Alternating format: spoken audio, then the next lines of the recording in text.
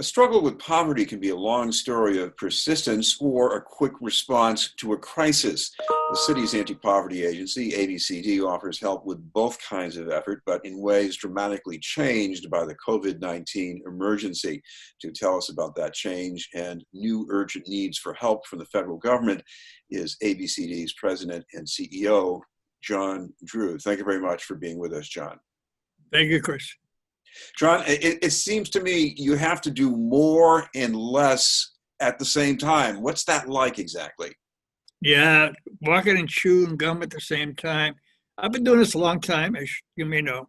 And Blizzard of '78, we got out in 2 days, helped get the city open. And in the financial crisis, we did a large stimulus. But here you're beaten on both sides by a pandemic, which is unbelievably hard to even understand the gravity of it, and the collapse of an economic system around the world. 22 million people unemployed. Our economic system is flat on its back. At the same time, we have to go with what's in front of us. And in front of us is the community we serve. And by the way, there's 1,000 of us across the country, and I've been working hard with other people to get the funding necessary to continue doing bigger stuff. But what we did right away, recognizing that there's got to be a food shortage, period, that people are going to be laid off immediately, particularly in lower income jobs, and have at that point nothing that would give them the ability to stand on their feet. No unemployment, no cash. So our first thought was, we've got to get food. We stocked it up. Our Head Start families, 2,500 and 10,000 around the state. They can't bring their children in there. We do not have any children coming into our Head Start program. And therefore, those children and those families are losing all the nutrition that the children got while they were with us. So we've opened sites for Head Start families, already providing 1,600 families and building food on a regular basis. We're doing things like solvents and bleach, and we're working with diapers, whatever it can be done while people are in this, I call it the position of just in place. A lot of families that we deal with, a lot of individuals we deal with are not fortunate, obviously. The death rate is higher. I'm not surprised. Nobody should be surprised. That's something that happens every time we have a downside. But also, we need to help facilitate for our neighborhoods and our families access to whatever is there for them. So we have a $1,200 payment with $500 for each child. However, you're not going to get that this week unless you have a bank account with the IRS so they can direct deposit. You have to then find your way over to wherever they are, the IRS, and give them your bank information if you want to get the check. However, a lot of our folks do not have banking information. Therefore, the more and longer we go, they're not going to get the $1,200 or the $500. So households are bereft of any income, per se. We have some food stamps, hopefully. So we're targeting that right away as best we can.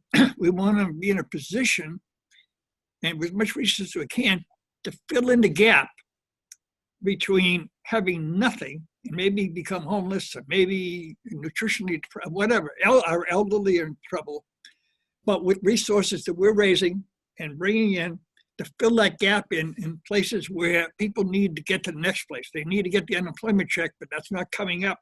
Most people who are, everybody is under the CARES Act is eligible for unemployment. However, the state is only set up to deal with employer-related unemployment. So they have to re-engineer the whole state to be able to put the gig people on unemployment. They're not getting unemployment. So there's a whole bunch of folks, because of the nature of their work or what they had been able to get to work, unlike maybe people who are better off, who have a different relationship, are being left behind in this period of time. So the immediate need for us is to intervene as best we can. We're doing food pantries in 6 places. We're going to expand. We're doing a lot of work in Roxbury, Dorchester, Mattapan, and all the Head Start sites. And we're picking up 500 families, working with DTA and others who are in what's called scattered sites. They're located all over the place, but they can't get out. So we're putting together to get access food delivered to them. And we're also working on our elders. We have somebody working with the Commissioner of Elder Affairs in the city to make contact with the elders. I'm really concerned about the older people that living very close anyway. And now, how are they going to get their drugs? How are they going to get their medicines? So there's all kinds of things that permeate this. We're not solving everything. John, you have children who can't be going to Head Start classrooms now. So what's going on with their early education? Well, but like we have 2 high schools also. What's happening there is our teachers are working with the families to keep them engaged with activities through this type of medium. And also we have a family caseworkers who go and see every family once a week to see how they're doing. Now, in a number of cases, people do not have the medium of this one to be able to do communications with the children like this. So this week, we're gonna be giving out iPads and other things to families who don't have them. But those who have it right now, the teachers are engaging them with some classroom activities. The whole idea is like anything else, let's keep them up to date. They're 5, they're 4, they're 3. The ones that would be leaving us to go to first grade, we want to make sure. However, that's the other problem in this many multi-pronged problem of trying to help. Right now, I want to put 1,000 to 2,000 youngsters to work this summer. Got the money. And I want our 2 high schools to be able to participate. And I want all of our Head Start children to be able to work through the summer. However, is BPS going to be open? I don't know. So we're setting up an alternative way we can engage our youngsters and may be helpful in the schoolwork. And we're working on that right now. You have to try everything you can do to configure how you can help. But right now, we don't know all the answers. Obviously, we don't know the answers. John, a lot of what you do. I don't know whether higher education is going to open in the fall. We don't know.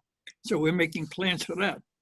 John, a lot of what you do depends on community service block grants from the federal government. Recently, you said you were having trouble getting that money. What's happening right now? Well, I'm not here for critique. I mean, we have 3 major programs wherein the care, this huge $2.2 trillion included us. That means we're essential. Head Start, LIHEAP, and then the Community Service Block Grant, which is the one that takes care of our neighborhood programs.